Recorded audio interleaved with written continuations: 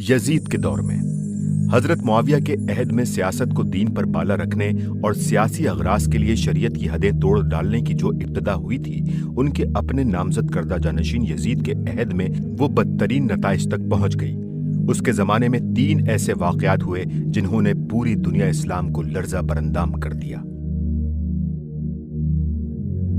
पहला वाकया सैयदना हुसैन रजी अल्लाह तआला अन्हु की शहादत का है। बिलाशुबा वो अहले इराक की दावत पर यजीद की हुकूमत का तख्ता उलटने के लिए तशरीफ ले जा रहे थे और यजीद की हुकूमत उन्हें बरसरे बगावत समझती थी। हम इस सवाल से थोड़ी देर के लिए कतई नजर किए लेते हैं कि उसूल इस्लाम के लिहाज से हजरत हुसैन का यह खुरूज जायज था या नहीं। अगरचे उनकी जिंदगी में और उनके बाद सहाबा और ताबईन में से किसी एक शख्स का भी ये कौल हमें नहीं मिलता कि उनका खुरूज नाजायज था और वो एक फेले हराम का इर्तकाब करने जा रहे थे। सहाबा में से जिसने भी उनको निकलने से रोका था वो इस बिना पर था कि तदबीर के लिहाज से ये इक़दाम नामुनासिब है। ताहम इस मामले में यजीद की हुकूमत का नुक्ता नजर ही सही मान लिया जाए तब भी ये तो अमरे वाक़या है कि वो कोई फौज लेकर नहीं जा रहे थे, बल्कि उनके साथ उनके बाल बच्चे थे और सिर्फ 32 सवार और 40 प्यादे। इसे कोई शख्स भी फौजी चढ़ाई नहीं कह सकता। उनके मुकाबले में उमर बिन साद बिन अबी वक्कास के तहत जो फौज कूफे से भेजी गई थी उसकी तादाद 4000 थी। कोई जरूरत ना थी कि इतनी बड़ी फौज इस छोटी सी जमीयत से जंग ही करती और वो उसे कत्ल कर डालती। वो उसे महसूर करके बासानी गिरफ्तार कर सकती थी। फिर हजरत हुसैन ने आखिर वक्त में जो कुछ कहा था वो ये था कि या तो मुझे वापस जाने दो या किसी सरहद की तरफ निकल जाने दो या मुझको यजीद के पास ले चलो। लेकिन इनमें से कोई बात भी न मानी गई और इसरार किया गया कि आपको उबैदुल्लाह बिन ज़ियाद यानी कूफे के गवर्नर ही के पास चलना होगा। हजरत हुसैन अपने आप को इब्ने ज़ियाद के हवाले करने के लिए तैयार न थे, क्योंकि मुस्लिम बिन अकील के साथ जो कुछ वो कर चुका था वो उन्हें मालूम था। आखिरकार उनसे जंग की गई। जब उनके सारे साथी शहीद हो चुके थे और वो मैदान जंग में तन्हा रह गए थे, उस वक्त भी उन पर हमला करना ही जरूरी समझा गया और जब वो जख्मी होकर गिर पड़े थे उस वक्त उनको ज़बाह किया गया। फिर उनके जिस्म पर जो कुछ था वो लूटा गया, हत्ता कि उनकी लाश पर से कपड़े तक उतार लिए गए, उस पर घोड़े दौड़ाकर उसे रोंदा गया। इसके बाद उनकी क़यामगाह को लूटा गया और ख़वातीन के जिस्म पर से चादरें तक उतार ली गईं। उनके बाद उन समेत तमाम शुहदाए करबला के सर काट कर कूफा ले जाए गए और इब्ने ज़ियाद ने न सिर्फ बरसरे आम उनकी नुमाइश की, फिर ये सारे सर यजीद के पास दमिश्क भेजे गए और उसने भरे दरबार में उनकी नुमाइश की।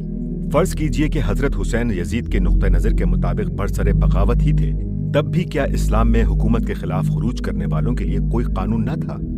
फ़िक़्ह की तमाम मबसूत किताबों में यह कानून लिखा हुआ मौजूद है। मिसाल के तौर पर सिर्फ हिदाया और उसकी शरह फतुल क़दीर बाबुल बुग़ा में उसको देखा जा सकता है।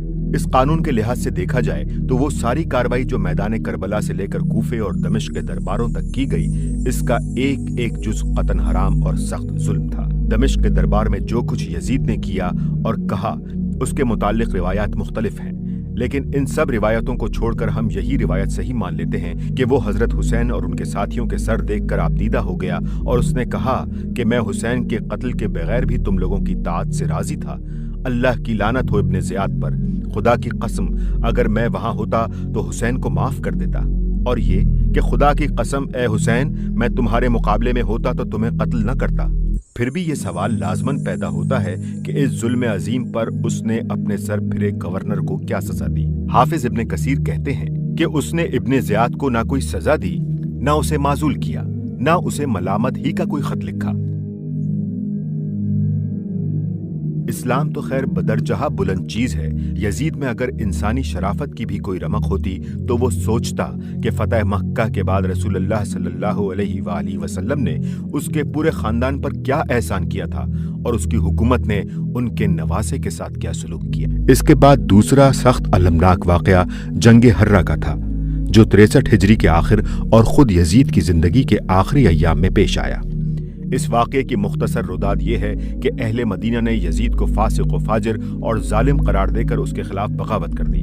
उसके आमिल को शहर से निकाल दिया और अब्दुल्ला बिन हंजला को अपना सरबराह बना लिया। यजीद को यह इत्तला पहुंची तो उसने मुस्लिम बिन अकबा अल-मरी को, जिसे सल्फ़े सालेहीन मुसर्रफ बिन अकबा कहते हैं, 12,000 फौज देकर मदीने पर चढ़ाई के लिए भेज दिया और उसे हुक्म दिया कि 3 दिन तक अहले शहर को अतात कबूल करने की दावत देते रहना, फिर अगर वो ना माने तो उनसे जंग करना और जब फतह पालो तो 3 दिन के लिए मदीने को फौज पर मुबह कर देना। इस हिदायत पर यह फौज गई, जंग हुई, मदीना फतह हुआ और उसके बाद यजीद के हुक्म के मुताबिक 3 दिन के लिए फौज को इजाजत दे दी गई कि शहर में जो कुछ चाहे करे।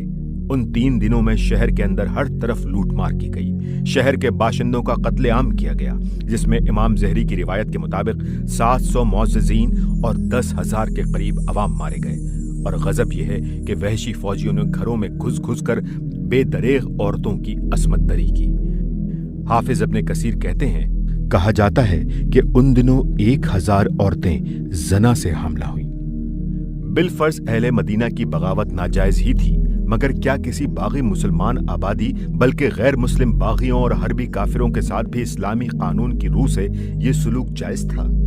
और यहाँ तो मामला किसी और शहर का नहीं, खास मदीनतुर रसूल का था, जिसके मुताल्लिक नबी सल्लल्लाहु अलैहि वसल्लम की ये इरशादात बुखारी, मुस्लिम, निसाई और मसनद अहमद में मुतादिद सहाबा से मनकूल हुए हैं कि मदीना के साथ जो शख्स भी बुराई का इरादा करेगा, अल्लाह उसे जहन्नुम की आग में सीसे की तरह पिघला देगा। जो शख्स अहले मदीना को जुल्म से खौफजदा करे, अल्लाह उसे खौफजदा करेगा। उस पर अल्लाह और मलाइका और तमाम इंसानों की लानत है। क़यामत के रोज अल्लाह उससे कोई चीज उस गुनाह के फिदिये में कबूल न फरमाएगा। हाफिज इब्न कसीर कहते हैं कि इन्हीं अहादीस की बुनियाद पर उलमा के एक ग्रोह ने यजीद पर लानत को जायज रखा है, और एक कौल उनकी ताईद में इमाम अहमद बिन हम्बल का भी है, मगर एक दूसरा ग्रोह सिर्फ इसलिए इससे मना करता है कि कहीं इस तरह उसके वालिद या सहाबा में से किसी और पर लानत करने का दरवाजा न खुल जाए। हाशिया, इमाम अहमद बिन हम्बल के जिस कौल का हवाला यहाँ इब्न कसीर ने दिया है, उसकी तफसील ये है कि एक मर्तबा इमाम अहमद के साहबजादे अब्दुल्ला ने उनसे पूछा, यजीद पर लानत करने का क्या हुक्म है? उन्होंने जवाब दिया, मैं कैसे उस शख्स पर लानत ना करूं जिस पर खुदा ने लानत की है। और इसके सबूत में उन्होंने ये आयत पढ़ी, फहल असैतुम इन तवल्लैतुम अन तुफसिदू फिल अर्दि व तुक़त्तिऊ अरहामकुम उलाइका अल्लज़ीना लअनहुमुल्लाह। सूरह मोहम्मद आयत 22 और 23। फिर तुमसे इसके सिवा और क्या तवक्को की जा सकती है कि अगर तुम फरमा रवा हो गए तो जमीन में फसाद बर्पा करोगे और कता रहमी करोगे। ऐसे ही लोग वो हैं जिन पर अल्लाह ने लानत की है। ये आयत पढ़कर इमाम ने फरमाया, इससे बड़ा फसाद और इससे बड़ी कता रहमी और क्या होगी जिसका इर्तिकाब यजीद ने किया। इमाम अहमद के इस कौल को मोहम्मद बिन अब्दुल रसूल अल बरजंजी ने अल अशात फिल इशरात अल सहा में और इब्ने हजीर अल हैतमी ने अल सवाइक अल मरहका में नकल किया है, मगर अल्लामा सफारीनी और इमाम इब्ने तैमिया कहते हैं कि ज्यादा मोतबर रिवायात की रूह से इमाम अहमद यजीद पर लानत करने को पसंद नहीं करते। उलमाए अहले सुन्नत में से जो लोग जवाज़ लानत के कायल हैं, उनमें इब्ने जौजी, काजी अबू याली, अल्लामा तफ्ताजानी और अल्लामा जलालुद्दीन सयूती नुमाया है। और अदम जवाज के कायलीन में नुमाया तरीन बुजुर्ग इमाम गजाली और इमाम इब्ने तैमिया हैं।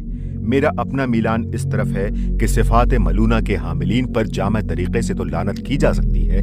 मसलन ये कहा जा सकता है कि जालिमों पर खुदा की लानत, मगर किसी शख्स खास पर मुतय्यन तरीके से लानत करना मुनासिब नहीं है, क्योंकि अगर वो जिंदा हो तो हो सकता है कि अल्लाह ताला उसे बाद में तौबा की तौफीक अता फरमा दे, और अगर मर चुका हो तो हम नहीं जानते कि उसका खात्मा किस चीज पर हुआ है। इसलिए हमें ऐसे लोगों के गलत कामों को गलत कहने पर इक्तफा करना चाहिए और लानत से परहेज ही करना ऊला है। लेकिन इसके मानी ये भी नहीं है कि अब यजीद की तारीफ की जाए और उसे रज़ियल्लाहु ताला अन्हु लिखा जाए।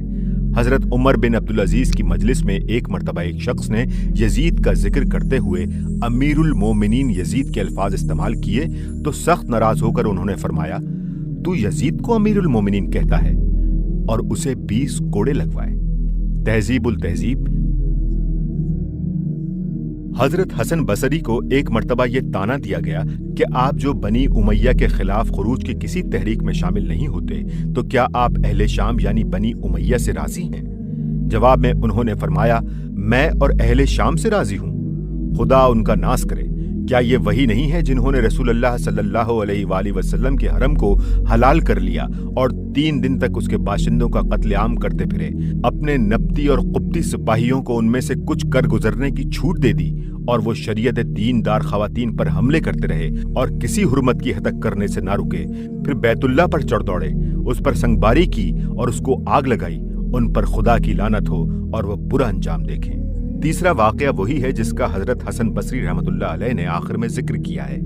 मदीने से फारिग होने के बाद वही फौज जिसने रसूलुल्लाह सल्लल्लाहु अलैहि वसल्लम के हरम में ये उधम मचाया था, हजरत इब्ने जुबैर से लड़ने के लिए मक्के पर हमला आवर हुई और उसने मंजनीकें लगाकर खाना काबा पर संगबारी की, जिससे काबे की एक दीवार शिकस्ता हो गई। अगरचे रिवायात ये भी हैं कि उन्होंने काबे पर आग भी बरसाई थी, लेकिन आग लगने के कुछ दूसरे वजूह भी बयान किए जाते हैं। अलबत्ता संगबारी का वाकया मुत्तफिक अलैह है। इन वाकयात ने ये बात बिल्कुल वाज़े कर दी कि ये हुक्मरान अपने इख्तिदार और उसके बकाओ तहफ़्फ़ुज़ को हर चीज़ पर मुक़द्दम रखते थे और उसके लिए उन्हें किसी हद को फान जाने और बड़ी से बड़ी हुर्मत को तोड़ डालने में भी बाक न था। दौलत बनी मरवान में इसके बाद मरवान और उसकी औलाद का दौरे हुकूमत आया और उसमें दीन से सियासत की आज़ादी बल्कि सियासत पर दीन के अहकाम व हुदूद की कुर्बानी इंतहा को पहुंच गई। अब्दुल मलक बिन मरवान अगरचे बड़े दर्जे के फुक़हा में से था, बादशाह से पहले उसे मदीने में हजरत सईद बिन अल मुसय्यब, उर्वा बिन जुबैर और कबीदा बिन ज़ोयब के मर्तबे का फ़क़ीह समझा जाता था और यजीद के ज़माने में उसने काबे पर संगबारी के खिलाफ सख्त नाराज़गी का इजहार किया था। मगर जब वो खुद खलीफा हुआ तो उसने हजरत अब्दुल्ला बिन जुबैर के खिलाफ जंग के लिए हज्जाज बिन यूसुफ को मक्का भेज दिया। इस जालिम ने ऐन हज के ज़माने में मक्का मौज़मा पर चढ़ाई की, जबकि ज़माने जाहिलियत में कुफ़ार और मुशरिकीन भी जंग से हाथ रोक लेते थे। कोहे अबू कबीस पर मंजनीक़ें लगाकर खाना काबा पर संगबारी की। हजरत अब्दुल्ला बिन उमर के सख्त इसरार पर यह संगबारी सिर्फ इतनी देर के लिए रोकी गई कि बाहर से आए हुए हज्जाज तवाफ व सही कर लें, लेकिन ना उस साल के हज में मक्का के लोग मिना और अरफात जा सके और ना खुद हज्जाज की फौज के लोग तवाफ व सही कर सके। बाहर से आने वालों ने जब तवाफ़े ज़ियारत कर लिया तो हज्जाज ने ऐलान किया कि सब हाजी निकल जाएं और असर नौ संगबारी शुरू कर दी। फिर फतह के बाद जो कुछ अब्दुल्ला बिन जुबैर, अब्दुल्ला बिन सफ़वान और अम्मारा बिन हज़म के सरों और उनकी लाशों के साथ किया गया, उसका जिक्र हम पहले कर चुके हैं। अब्दुल मलिक और उसके बेटे वलीद के ज़माने की सबसे बड़ी लानत हुज्जाज की गवर्नरी थी, जिसे 20 साल तक जुल्म और सितम की खुली छूट मिली रही। अगरचे कोई इंसान भी दुनिया में मुजस्सम शर नहीं होता और हज्जाज बिन यूसुफ भी खैर से बिल्कुल खाली ना था।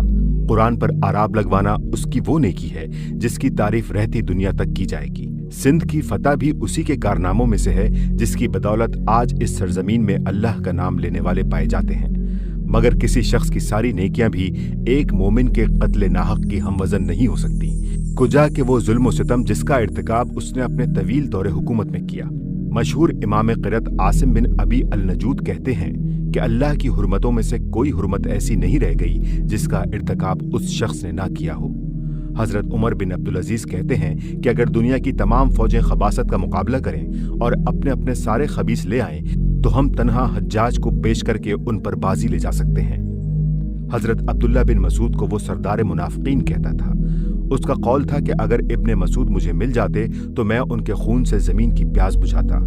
उसने ऐलान किया था कि इब्ने मसूद की क़िरत पर कोई शख्स कुरान पढ़ेगा तो मैं उसकी गर्दन मार दूंगा और मुसहफ में से उसकी क़िरत को अगर सूअर की हड्डी से भी छीलना पड़े तो छील दूंगा।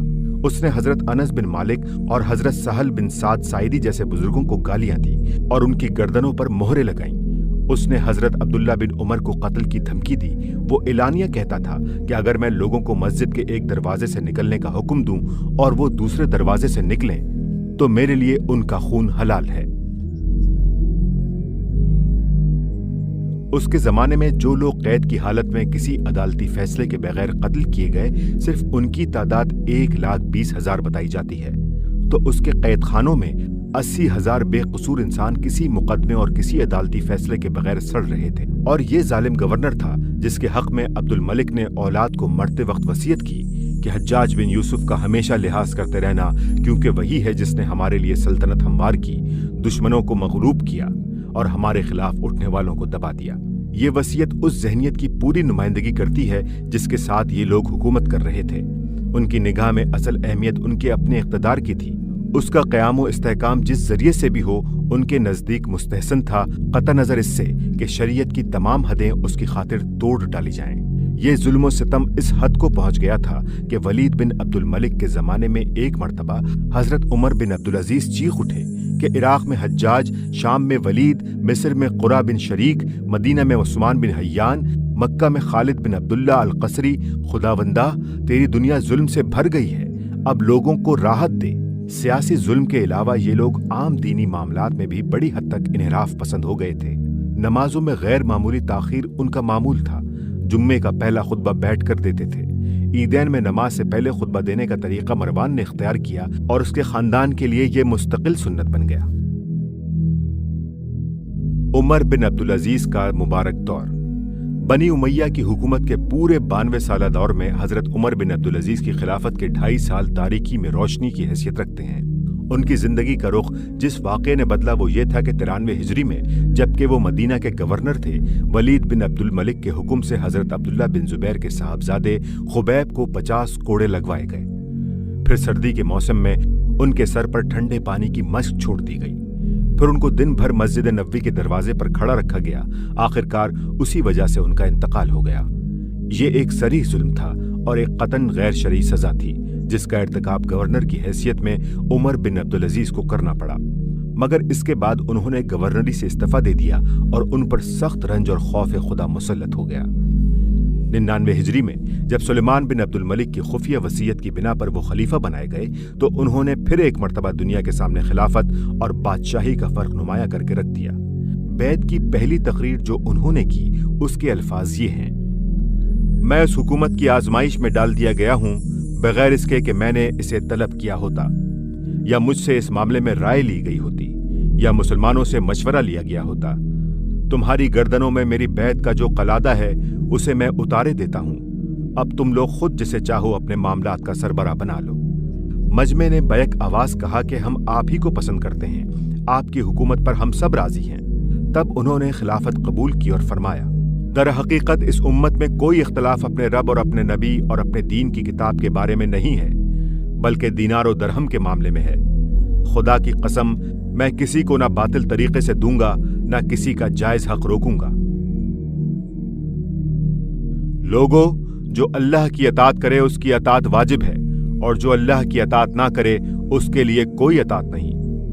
جب تک میں اللہ کا مطیع رہوں میری اطاعت کرو، اور جب میں اللہ کا نافرمان ہو جاؤں تو میری اطاعت ہرگز تم پر لازم نہیں ہے۔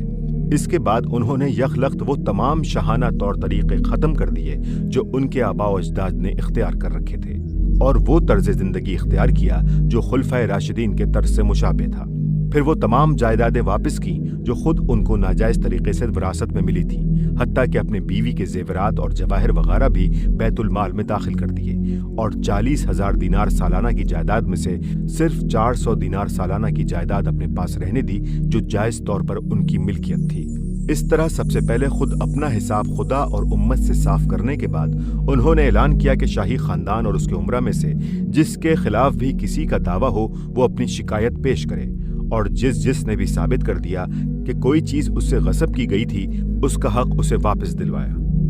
اس پر بنی امیہ کے گھروں میں کوہرام مچ گیا، اور انہوں نے عمر بن عبدالعزیز کی پھپھی فاطمہ بنت مروان کو، جس کا وہ بہت ادب لحاظ کرتے تھے، ان کے پاس بھیجا تاکہ وہ انہیں اس کام سے روکے، مگر انہوں نے جواب دیا کہ جب فرما روا کے اپنے عزیز و قریب ظلم کریں اور فرما روا اس کا ازالہ نہ کرے تو وہ دوسروں کو کیا منہ لے کر ظلم سے روک سکتا ہے۔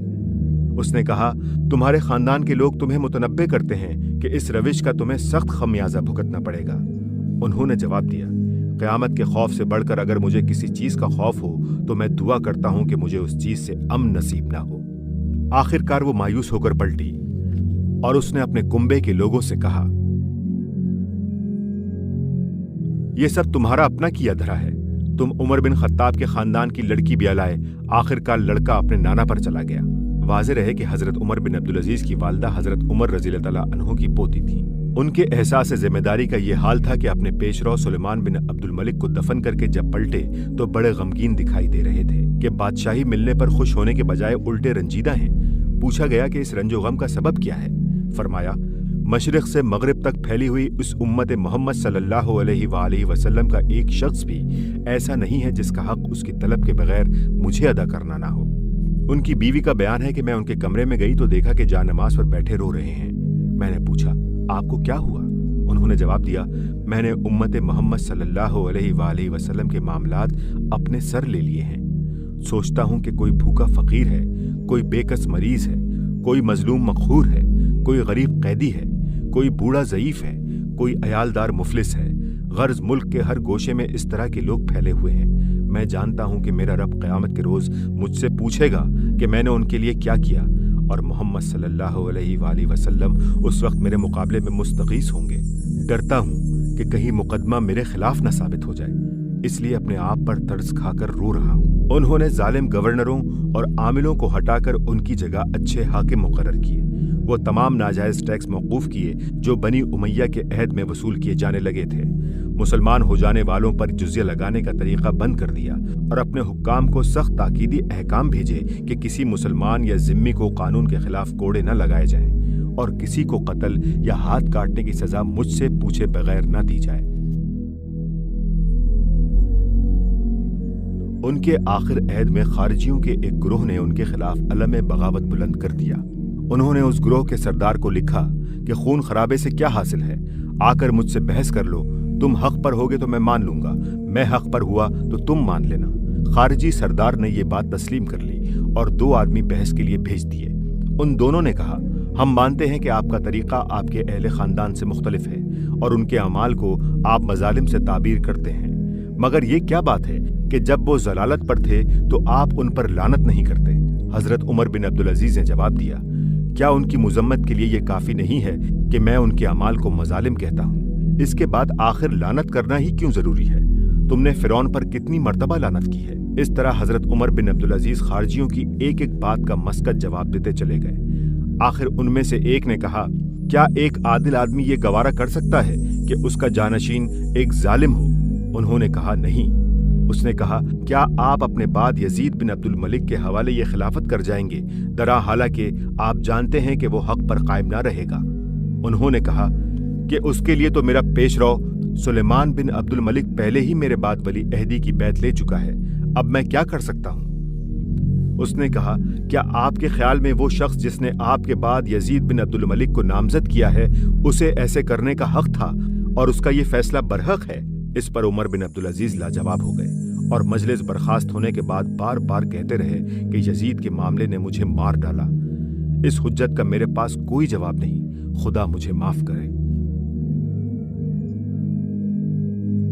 यही वो वाक़या है जिसके बाद बनी उमैया को यह खतरा पैदा हो गया कि अब ये खानदानी बादशाहत भी खत्म करके छोड़ेंगे और खिलाफत को शूरा के हवाले कर जाएंगे। इसके थोड़ी मुद्दत बाद ही उन्हें जहर देकर हलाक कर दिया गया और फिर वही सब कुछ होने लगा जो पहले से होता चला आ रहा था। दौलत बनी अब्बास। बनी उमैया की हुकूमत सिंध से लेकर स्पेन तक दुनिया के एक बहुत बड़े हिस्से में कमाल दर्जे दबदबे की हुकूमत थी और बज़ाहिर उसकी ताकत को देखकर गुमान न हो सकता था कि ये किसी के हिलाए हिल सकेगी। लेकिन जिस तर्ज पर वो चल रही थी उसकी वजह से बस गर्दनें ही उसके आगे झुकी हुई थीं, दिलों में उसकी कोई जड़ न थी। इसीलिए पूरी 1 सदी भी न गुजरी थी कि अब्बासियों ने निहायत आसानी से उनका तख्ता उलट दिया और जब वो गिरे तो कोई आंख उन पर रोने वाली न थी। अब्बासियों के वादे। नए मुद्दियाने खिलाफत जिस वजह से कामयाब हुए वो ये थी कि उन्होंने आम मुसलमानों को ये इत्मीनान दिलाया था कि हम खानदान रिसालत के लोग हैं, हम किताब व सुन्नत के मुताबिक काम करेंगे और हमारे हाथों से हुदूदुल्लाह कायम होंगी।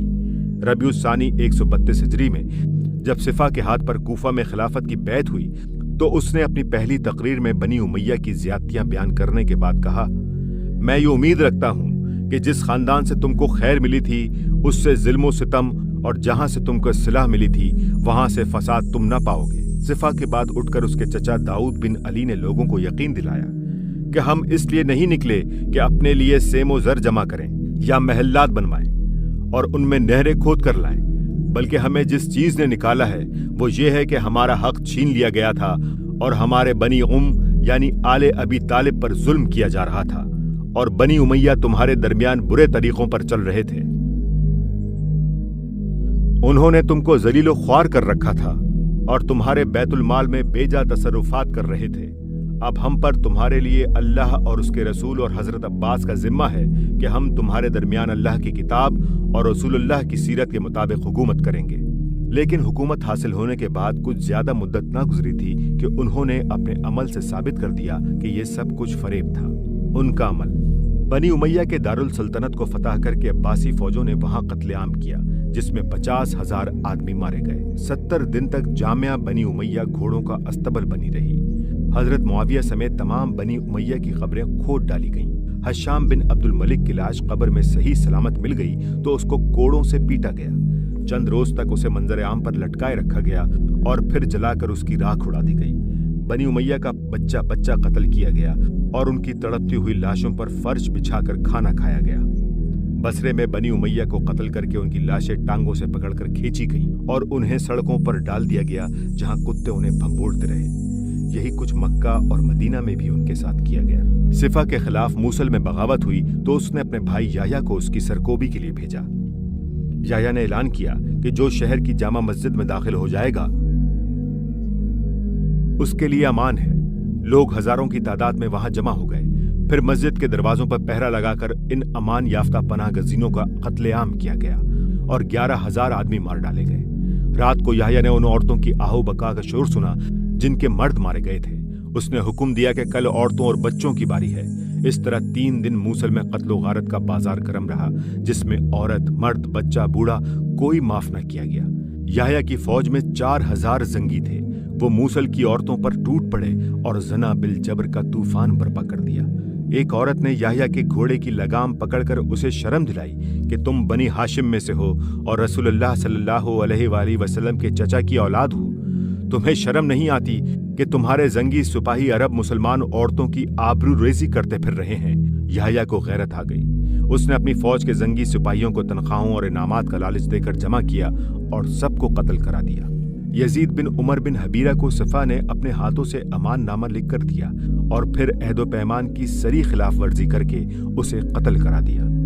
खरासान के मशहूर फ़क़ीह इब्राहिम बिन मैमून अल साने ने अब्बासियों के इस वादे पर कि वो किताब व सुन्नत के मुताबिक हुदूदुल्लाह कायम करेंगे भरोसा करके उनकी दावत के लिए सरगर्मी के साथ काम किया था और इनकलाब की कामयाबी तक वो अबू मुस्लिम खरासानी के दस्ते रास्त बने रहे थे। मगर कामयाबी के बाद जब उन्होंने अबू मुस्लिम से हुदूदुल्लाह के क़याम का मुतालबा किया और किताब व सुन्नत के खिलाफ काम करने पर टोका तो अबू मुस्लिम ने उनको सजाए मौत दी। मंसूर के ज़माने में अब्बासियों के इस दावे की कली भी खुल गई कि वो आले अबी तालिब पर बनी उमैया के मजालिम का बदला लेने उठे थे। जिस जमाने में मोहम्मद बिन अब्दुल्ला नफ्स ज़किया और उनके भाई इब्राहिम रुपोश थे और मंसूर उनकी तलाश में सरगर्म था, उसने उनके पूरे खानदान और उनके रिश्तेदारों को सिर्फ इस कसूर में गिरफ्तार कर लिया कि वो उनका पता नहीं दे रहे थे। उनकी सारी जायदाद जब्त करके नीलाम की गई। उनको बेड़ियों और तोक़ो जंजीर में मुक़य्यद करके मदीने से इराक ले जाया गया। जेल में उन पर सख्त मजालिम किए गए। मोहम्मद बिन इब्राहिम बिन अल हसन को दीवार में जिंदा चुनवा दिया गया। इब्राहिम बिन अब्दुल्ला के खुसुर को नंगा करके 150 कोड़े लगाए गए। फिर कत्ल करके उनका सर खुरासान में गश्त कराया गया और चंद आदमी उसके साथ अवाम के सामने ये शहादत देते फिरे कि ये नफ्स ज़किया का सर है। कुछ मुद्दत बाद जब नफ्स ज़किया मदीने में शहीद हुए तो उनका सर काट कर शहर शहर फिराया गया और उनकी और उनके साथियों की लाशें 3 दिन तक मदीने में बरसरे आम लटकाई गईं। फिर कोहे सला के करीब उन्हें मकाबरे यहूद में फेंक दिया गया। इन वाक़यात ने इब्तिदा ही में ये जाहिर कर दिया कि बनी उमैया की तरह बनी अब्बास की सियासत भी दीन से आज़ाद है और सियासी अगराज के लिए खुदा की कायम की हुई हदों को फांद जाने में जिस तरह उन्हें बाक ना था, इन्हें भी नहीं है। उनके हाथों में जो इनकलाब हुआ उससे सिर्फ हुक्मरान ही बदले, तर्ज हुकूमत ना बदला। उन्होंने उम्मवी दौर की किसी एक खराबी को भी दूर न किया, बल्कि उन तमाम तगय्युरात को जूं का तूं बरकरार रखा जो खिलाफत राशिदा के बाद मलूकियत के आ जाने से इस्लामी रियासत के निज़ाम में रोनुमा हुए थे। बादशाही का तर्ज वही रहा जो बनी उमैया ने इख्तियार किया था। फर्क सिर्फ ये हुआ कि बनी उमैया के लिए कुस्तुनतुनिया के कैसर नमूना थे तो अब्बासी खुलफा के लिए ईरान के कसरा। शूरा का निज़ाम भी उसी तरह मुअत्तल रहा और इससे वही नताइज रुनुमा होते रहे जिनकी तरफ हम पहले इशारा कर चुके हैं। بیت المال کے معاملے میں بھی ان کا طرز عمل امویوں سے مختلف نہ تھا۔ نہ اس کی آمدنی کے معاملے میں شریعت کے احکام و قواعد کی پابندی کی جاتی تھی، نہ خرچ کے معاملے میں۔ بیت المال امت کا نہیں، بادشاہ کا خزانہ تھا، جس کی آمد و خرچ کے معاملے میں کسی کو محاسبے کا حق نہ تھا۔ عدلیہ پر خلیفہ اور اس کے قصر اور امراء و متوسلین کا دباؤ بھی ویسا ہی رہا جیسا کہ بنی امیہ کے عہد میں تھا۔ خلیفہ المہدی کے زمانے میں اس کے قائد اور ایک تاجر کا مقدمہ قاضی عبید اللہ بن حسن کی عدالت میں پیش ہوا۔ خلیفہ نے قاضی صاحب کو لکھ بھیجا کہ اس مقدمے کا فیصلہ میرے قائد کے حق میں کیا جائے۔ قاضی صاحب نے اس حکم کی اطاعت نہ کی اور معزول کر دیے گئے۔ ہارون الرشید کے زمانے میں قاضی حفظ بن غیاث نے خلیفہ کی بیگم زبیدہ کے ایک آدمی کے خلاف فیصلہ کیا اور انہیں بھی عہدے سے ہٹنا پڑا۔ شعوبی تحریک اور زندقہ۔ نسلی، قبائلی اور وطنی عصبیتیں جو بنی امیہ نے بھڑکائی تھیں، بنی عباس کے عہد میں وہ پہلے سے بھی شدید تر ہو گئیں۔ اول تو عباسی دعوت کی بنیاد ہی ایک خاندان کے مقابلے میں دوسرے خاندان کے نسلی استحقاق پر تھی، مگر اپنی کامیابی کے لیے انہوں نے ایک طرف عرب قبائل کو ایک دوسرے کے خلاف لڑانے اور دوسری طرف اجمیوں کو عربوں کے خلاف بھڑکا کر استعمال کرنے کی پالیسی اختیار کی۔ عباسی دعوت کے امام ابراہیم بن محمد بن علی بن عبداللہ بن عباس نے ابو مسلم خراسانی کو خراسان کے کام کا سربراہ مقرر کرتے ہوئے جو ہدایات بھیجی تھیں، ان میں سے ایک یہ تھی کہ عربوں میں یمانی اور مزری کے جو اختلافات موجود ہیں ان سے فائدہ اٹھا کر یمنیوں کو مزریوں سے خوب لڑاؤ، اور دوسری ہدایت یہ تھی کہ اگر ممکن ہو تو ایک زبان بھی عربی بولنے والی باقی نہ چھوڑو، اور 5 بالش یا اس سے زیادہ کوئی عرب لڑکا جس کے متعلق تمہیں ذرا بھی شبہ ہو اسے قتل کر ڈالو۔ اس طرز عمل کا نتیجہ یہ ہوا کہ بنی امیہ کے دور میں ان کے عربی تعصب کی وجہ سے اجمی قوم پرستی یعنی شعوبیت کی جو آگ اندر ہی اندر سلگ رہی تھی، بنی عباس کے زمانے میں وہ پوری قوت کے ساتھ بھڑک اٹھی، اور اس نے صرف عربی عصبیت ہی کے خلاف نہیں بلکہ خود اسلام کے خلاف بھی زندگی کا ایک محاذ اٹھا کھڑا کیا۔ اہل عجم میں نسلی فخر و غرور کا جذبہ پہلے ہی موجود تھا، خصوصاً عربوں کو تو وہ اپنے مقابلے میں نہایت حقیر سمجھتے تھے۔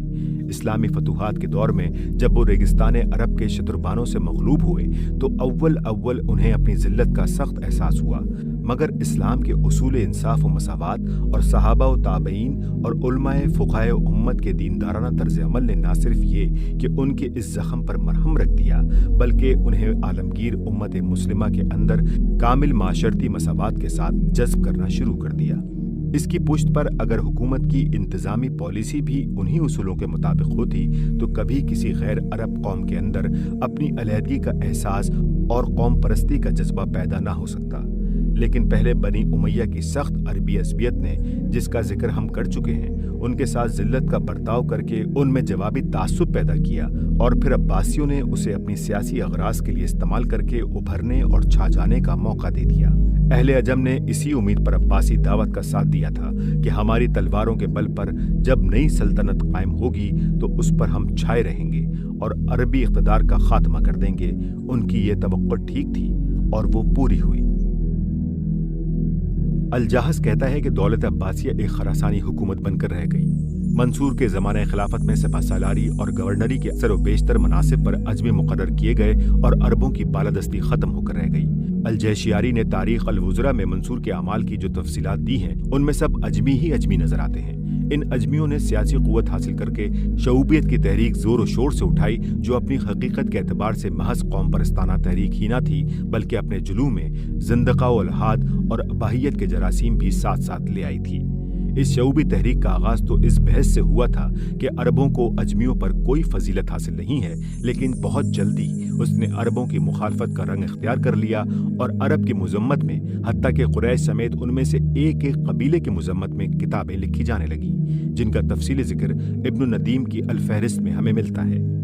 معتدل قسم کے شعوبی تو اس سے آگے نہ بڑھتے تھے، مگر اس گروہ کے انتہا پسند لوگ عربوں سے گزر کر خود اسلام پر حملے کرنے لگے، اور اجمی عمرہ وزراء کتاب یعنی سیکریٹریز اور فوجی قائدین نے درپردہ ان کی ہمت افزائی کی۔ الجاحظ کہتا ہے کہ بہت سے لوگ جن کے دلوں میں اسلام کے خلاف شکوک پائے جاتے ہیں، ان کے اندر یہ بیماری شعوبیت کی راہ سے آئی ہے۔ وہ اسلام سے اس لیے بیزار ہیں کہ عرب اس دین کو لائے تھے۔ ان لوگوں نے مانی، زردشت اور مزدک کے مذاہب و عقائد کو زندہ کرنا شروع کر دیا۔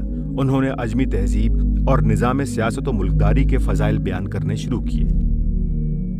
उन्होंने शेर व अदब के पर्दे में फ़िस्क़ व फ़ुजूर और अखलाक़ी बेक़ैदी की तबलीग शुरू की, दीन और उसके हुदूद का मजाक उड़ाया, शराब व शाहिद की तरफ दावत दी, ज़ुहद व तक़वा पर फप्तियाँ कसीं, आखिरत और जन्नत और दोज़ख की बातें करने वालों को तज़हीक का निशाना बनाया और उनमें से बाज़ ने झूठी हदीसें घड़ घड़ कर फैलाईं ताकि मुसलमानों का दीन खराब करें।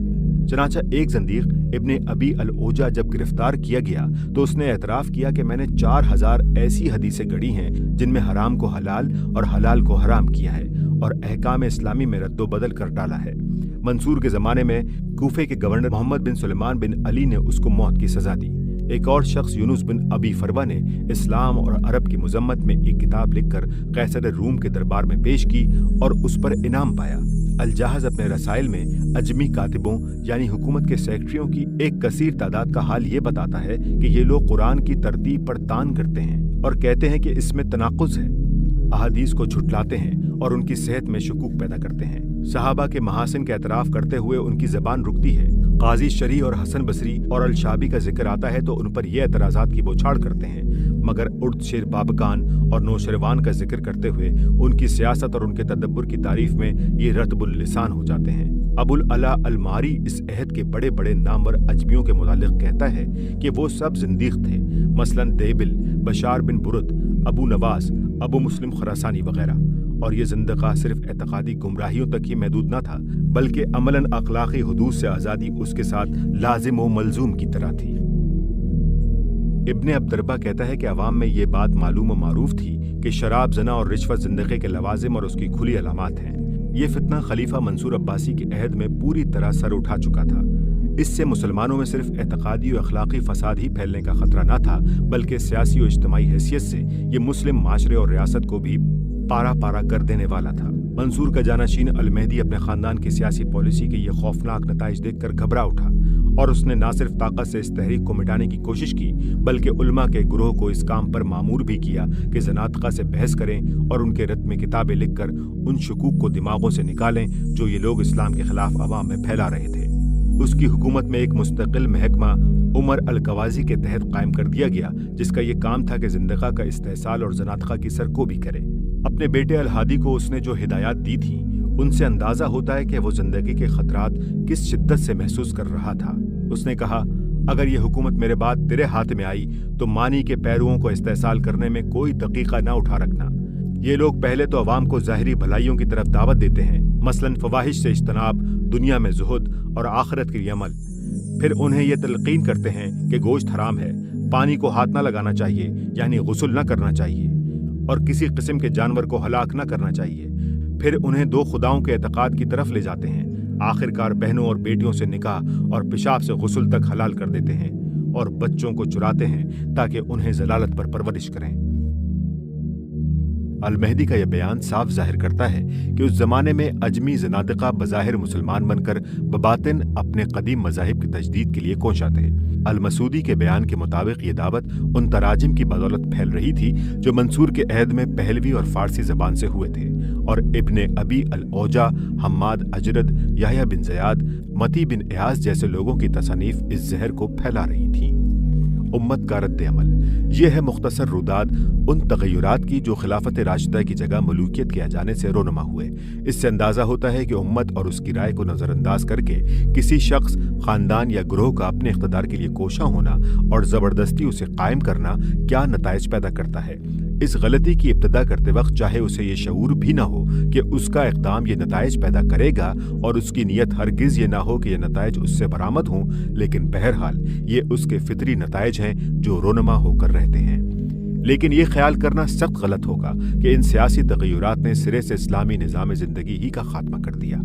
बाज़ लोग बड़े सतही अंदाज में तारीख का मुताला करके बेतकल्लुफ़ ये फैसला कर डालते हैं कि इस्लाम तो बस 30 साल चला और फिर ख़त्म हो गया, हालांकि असल सूरत हाल इससे बिल्कुल मुख्तलिफ है। आगे की चंद सतूर में हम इख्तिसार के साथ ये बताते हैं कि उम्मत मुस्लिमा को जब इस सियासी इनकलाब से साबका पेश आया तो उसके इज्तिमाई शऊर ने किस तरह अपने निज़ाम ज़िंदगी को संभालने के लिए एक दूसरी सूरत इख्तियार कर ली। क़यादत की तक़सीम, اس سے پہلے ہم یہ بیان کر چکے ہیں کہ خلافت راشدہ کی اصل خوبی یہ تھی کہ وہ رسول اللہ صلی اللہ علیہ وآلہ وسلم کی مکمل نیابت تھی۔ خلیفہ راشد محض راشد یا راست رو ہی نہ ہوتا تھا، بلکہ مرشد یا رہنما بھی ہوتا تھا۔ اس کا کام محض مملکت کا نظم و نسق چلانا اور فوجیں لڑانا نہ تھا، بلکہ اللہ کے پورے دین کو مجموعی طور پر قائم کرنا تھا۔ اس کی ذات میں ایک ہی مرکزی قیادت تھی جو سیاسی حیثیت سے مسلمانوں کی سربراہی بھی کرتی تھی اور عقیدہ و مذہب، اخلاق و روحانیت، قانون و شریعت، تہذیب و تمدن، تعلیم و تربیت اور دعوت و تبلیغ کے تمام معاملات میں ان کی امامت و رہبری کے فرائض بھی انجام دیتی تھی۔ جس طرح اسلام ہر پہلو کا جامع ہے، اسی طرح یہ قیادت بھی ہر پہلو کی جامع تھی، اور مسلمان پورے اعتماد کے ساتھ اپنی اجتماعی زندگی اس کی رہنمائی میں بسر کر رہے تھے۔ اس خلافت کی جگہ جب ملوکیت آئی تو نہ وہ اس جامع قیادت کی اہل تھی، نہ مسلمان ایک دن کے لیے بھی اس کو یہ حیثیت دینے کے لیے تیار ہوئے۔ بادشاہوں کے جو کارنامے ہم اس سے پہلے بیان کرائے ہیں، ان کے بعد ظاہر ہے کہ ان کا کوئی اخلاقی وقار قوم میں قائم نہ رہ سکتا تھا۔ وہ گردنیں زبردستی جھکا سکتے تھے اور وہ انہوں نے جھکا لی۔ وہ ہزاروں لاکھوں آدمیوں کو خوف و طمع کے ہتھیاروں سے اپنی اغراض کا خادم بھی بنا سکتے تھے، اور انہوں نے بنا لیا، مگر وہ دل نہیں جیت سکتے تھے کہ لوگ ان کو اپنے دین کا امام بھی مان لیتے۔ یہ نئی صورتحال پیدا ہوتے ہی مسلمانوں کی قیادت دو حصوں میں تقسیم ہو گئی۔ سیاسی قیادت، ایک حصہ سیاسی قیادت کا تھا جسے طاقت سے بادشاہوں نے حاصل کر لیا تھا، اور چونکہ اسے نہ طاقت کے بغیر ہٹایا جا سکتا تھا، نہ سیاسی قیادت بلا طاقت ممکن ہی تھی، اس لیے امت نے بادل نخواستہ اسے قبول کر لیا۔ یہ قیادت کافر نہ تھی کہ اسے رد کر دینے کے سوا چارہ نہ ہوتا۔ اس کے چلانے والے مسلمان تھے جو اسلام اور اس کے قانون کو مانتے تھے۔